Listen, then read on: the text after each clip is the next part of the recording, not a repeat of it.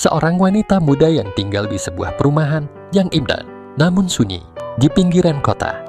Dia merasa terjebak dalam kesepian yang begitu mendalam karena suaminya yang teramat sibuk bekerja.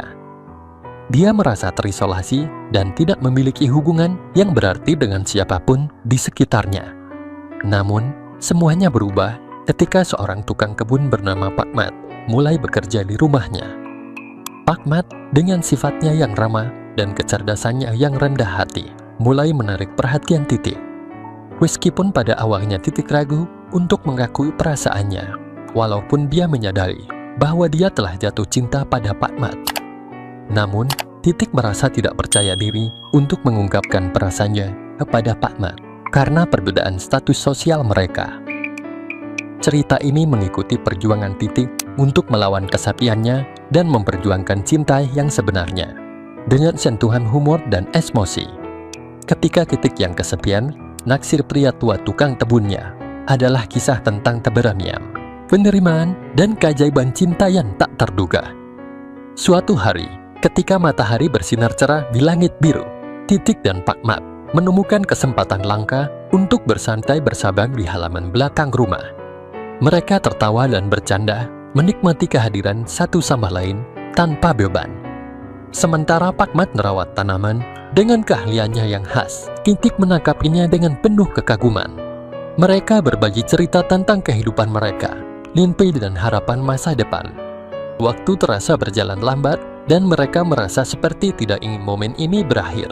Mereka saling berpandangan, merasakan kehangatan dan koneksi tak terungkapkan di antara mereka. Di antara kesepian dan kebisingan dunia, mereka menemukan ketenangan satu sama lain.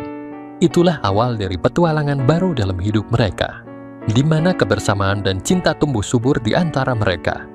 Dan inilah kisah selengkapnya. Namaku Titik, umurku 23 tahun. Tinggal bersama suamiku di sebuah kompleks perumahan. Tapi karena kesibukannya, suamiku sering tidak di rumah. Biar ku ceritakan dulu mengenai gambaranku, agar kalian bisa membayangkannya. Tinggiku 147 cm, berat hanya 45 kg, kulit putih tanpa cacat sekecil apapun. Maklum, aku keturunan yang sangat terawat. Aku putri tunggal kesayangan yang bisa dibilang agak kuper, dikarenakan lingkunganku yang selalu dibatasi oleh kedua ortuku sebelum aku menikah. Teman-temanku pun hanya beberapa, itu pun kebanyakan wanita semua. Jadi pengetahuanku mengenai kehidupan sangat sedikit, apalagi mengenai masalah berpacaran, bisa dibilang nol besar. Selebihnya bayangin aja sendiri betapa kupernya aku ini. Aku memikah dengan suamiku itu atas perjodohan orang tua. Oke, aku lanjutkan ceritaku. Di rumahku yang lumayan besar itu, hanya ada aku dan pembantuku jika suamiku sedang pergi bekerja. Yang satu orang adalah pembantu rumah tangga, orangnya udah tua banget. Dan seorang lagi adalah tukang kebunku, yang sudah tua juga. Tukang kebunku itu bernama Pak Mat. Pada suatu hari, aku pulang dari makan di restoran langgananku. Suamiku sedang ada tugas ke luar negeri untuk waktu yang tidak tentu. Pembantuku juga sedang izin untuk menengok saudaranya selama 1 hari. Jadilah aku dan Pak Mat berdua saja di rumah itu.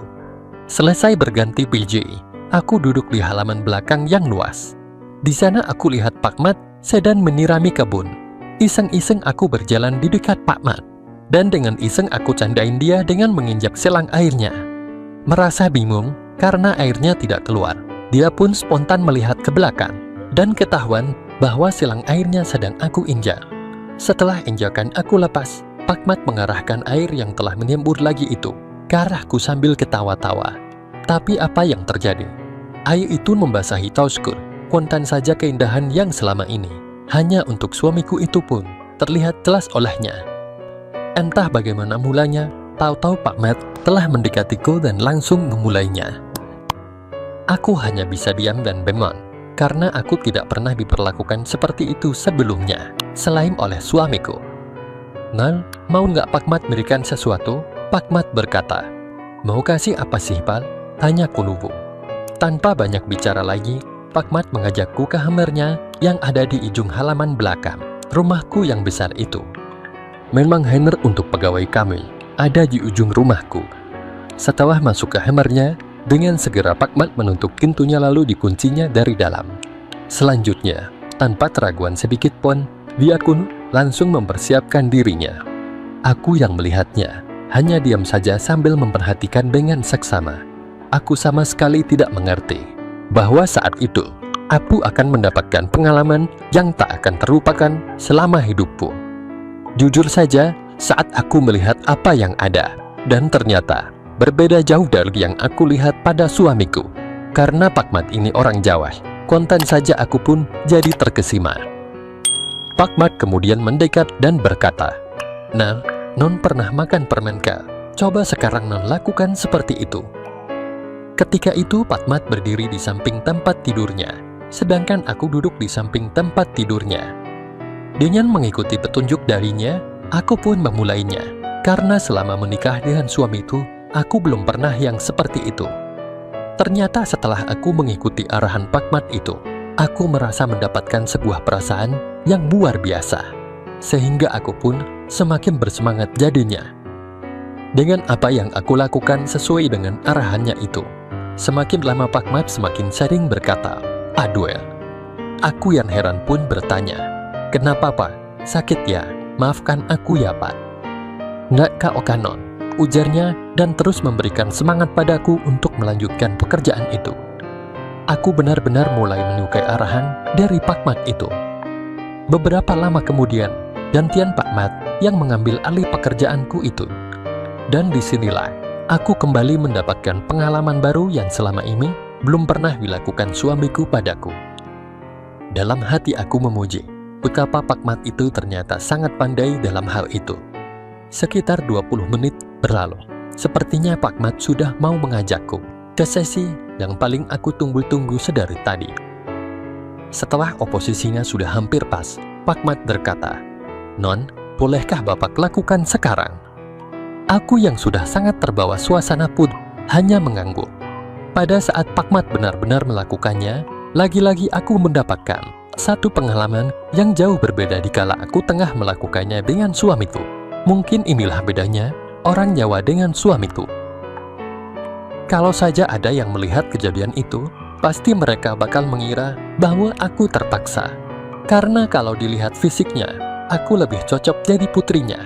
Pak Mat yang umurnya sudah 55 tahun, sedangkan umurku baru 23 tahun. Sungguh perpaduan yang sangat berbeda. Tapi bila dilihat lebih dekat, ternyata si orang tua itu tidaklah memaksaku. Karena dengan sukacita, aku menyambut baik apa yang diberikannya itu.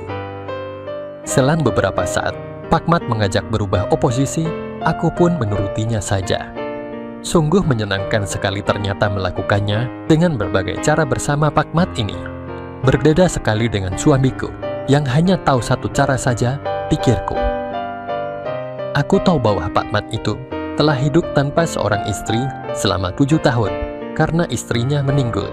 Pantas saja kalau dia begitu bersemangat saat melakukannya.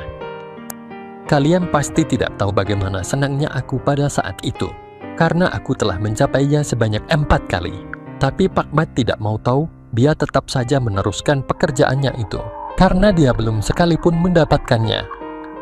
Tetapi kurang dari 15 menit kemudian, tiba-tiba Pak Mat menariknya.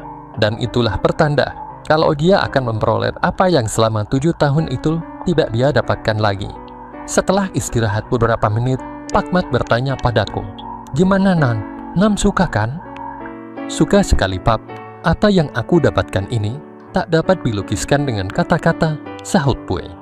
"Kapan-kapan lagi ya Pak? Boleh kan?" tanyaku. Mendengar pertanyaanku itu, Pak Mat tampak terkejut. "Wah, Non mau lagi ya? Boleh, boleh. Kapan saja Non perlu itu. Panggil saja Pak Mat," sahutnya bersemangat. Setelah berbenar, aku kembali ke kamarku, dan tak lama kemudian aku pun tertidur. Setelah kejadian yang sangat menyenangkan di hari itu, setiap ada kesempatan aku sering mengulangnya dengan Pak Mat. Di mana saja, terkadang di kamarnya, di kamarku sendiri, di ruang tamu, di gudang, di dapur, bahkan di kamar mandi sekalipun. Pokoknya di mana saja, di mana ada kesempatan, Pak Mat tidak pernah menyia-nyiakannya. Sedangkan aku semakin lama juga semakin keterusan. Sehingga kalau suamiku ada kerjaan di luar kota ataupun luar negeri yang cukup lama, aku malahan merasa senang. Untunglah selama ini Pak Matt tidak pernah sekalipun melepasnya BDLM, sehingga aku tidak sampai mengalami hakimi. Kalau sampai aku hakimi dan ternyata mirip dengan Pak Matt, apa kata dunia? Demikianlah pengalaman indah yang aku alami dengan Pak Matt tukang kebunku, yang sudah tua, tetapi begitu banyak pengalamannya. Sekian dan terima kasih.